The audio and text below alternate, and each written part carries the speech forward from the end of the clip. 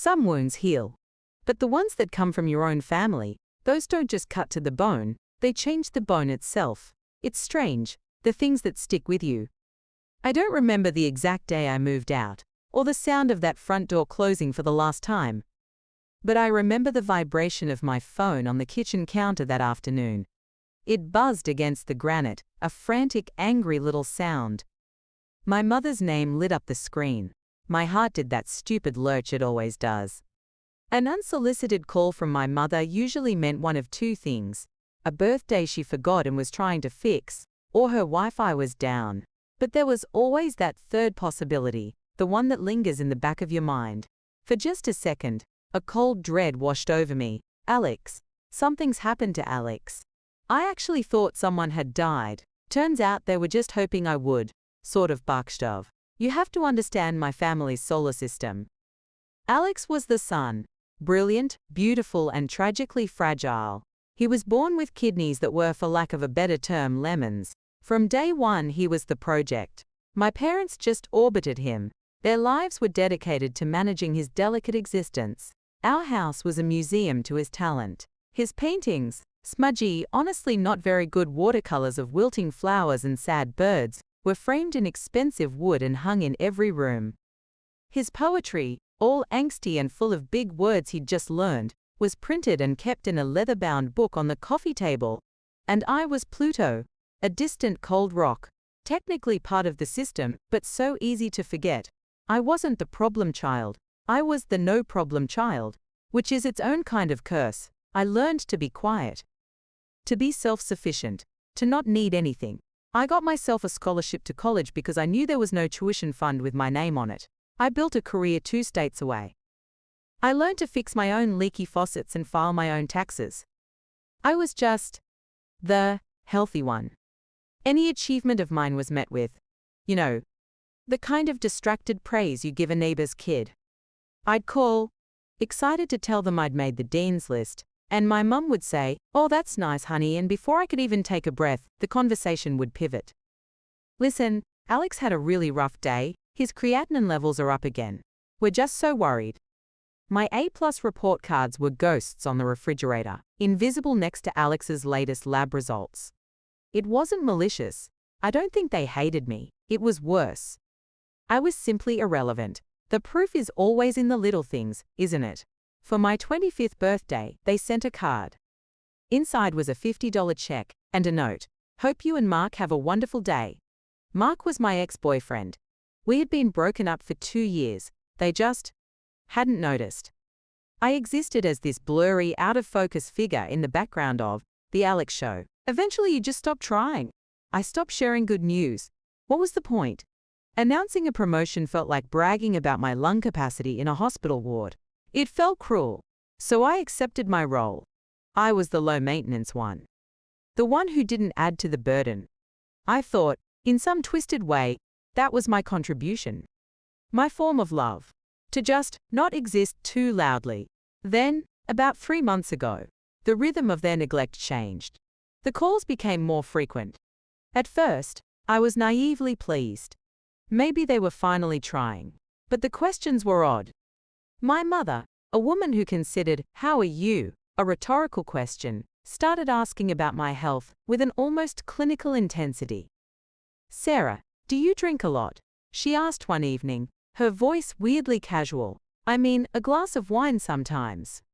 "Why?" "Oh, no reason, just wondering. And you don't smoke, right?" "Never have?" Another call, this time from my dad. "Any health issues we should know about, Sarah?" "High blood pressure? Diabetes runs on your mother's side, you know." It wasn't concern. It was an audit, a quality control check. I'd answer no to all of her questions, and I could hear her exhale on the other end of the line. A long, slow sigh of relief that made the hairs on my arms stand up. It was the sound of someone checking a box on a list. The trial balloons came next. My father would call, his voice dripping with this heavy, rehearsed gravity. "Alex's doctors, they're talking about the transplant list. It's a terrible thing. The wait can be years. Years he might not have." A week later, my mother. A living donor is really the best option. The success rate is so much higher. A kidney from family is a gift from God, really. They were circling, tightening a net I hadn't even realized I was in. They started peppering conversations with comments about how lucky I was to be so healthy, how I should be so grateful for my strong constitution. It was the first time in my life they'd ever complimented my physical being, and it felt disgusting. It was like a farmer praising his fattest pig. This wasn't love. It was a grooming process. They weren't seeing me. They were seeing a viable organ. I tried to push back, gently. I said I'd need to do my own research, talk to a doctor, understand the risks. My mother's voice immediately cracked, a performance of despair she had perfected over years. Risks? Sarah, your brother's life is at risk, and you're talking about risks? It's just a test. For Alex, how can you even think about yourself right now? They were reframing my entire existence. My quiet, independent life, the health I had carefully maintained on my own. It was never truly mine. It was a backup generator for the main house. A spare parts depot for the child who mattered. My body wasn't my own. It was a family resource I had been selfishly hoarding. The summons came via text. Family dinner on Sunday. Don't be late. It's important. It felt less like an invitation, more like a subpoena. The air in that house was thick, suffocating. My mother had cooked roast chicken, my father's favorite, but the smell of burnt rosemary hung in the kitchen. Alex was there, of course. Seated at the head of the table, looking pale and ethereal under one of his own paintings, a particularly somber watercolor of a dying sunflower. He wouldn't meet my eyes. The meal was excruciating. The silence was a physical presence, broken only by the sharp scrape of knives and forks against plates. My father ate with this weird, surgical precision, cutting his chicken into tiny, identical squares. It was his tell. It's what he did when he was preparing for a confrontation. When the plates were cleared, he placed his fork and knife neatly together, a gavel coming down. "Sarah," he began, his voice empty of any warmth. "We've spoken to the doctors. We had your blood type on file from when you were a child. They ran the preliminary tests." He paused, looking at me as if he were about to announce I'd won an award. "You're a perfect match. The best possible match Alex could have." My mother, on cue, started to cry, soft, delicate sobs into her napkin. My own mouth felt dry. The words were there. I need to think. This is my body, this is a major surgery, but they couldn't get out. Before I could form a single syllable, my father cut me off. He leaned forward, his face a mask of cold disappointment. A look I'd seen 1,000 times, but never with this intensity. "Don't be selfish, Sarah. Your brother is dying." His voice was low, menacing. "All your life, you've been on the sidelines, quiet, doing your own thing. That's fine. But this is your one chance.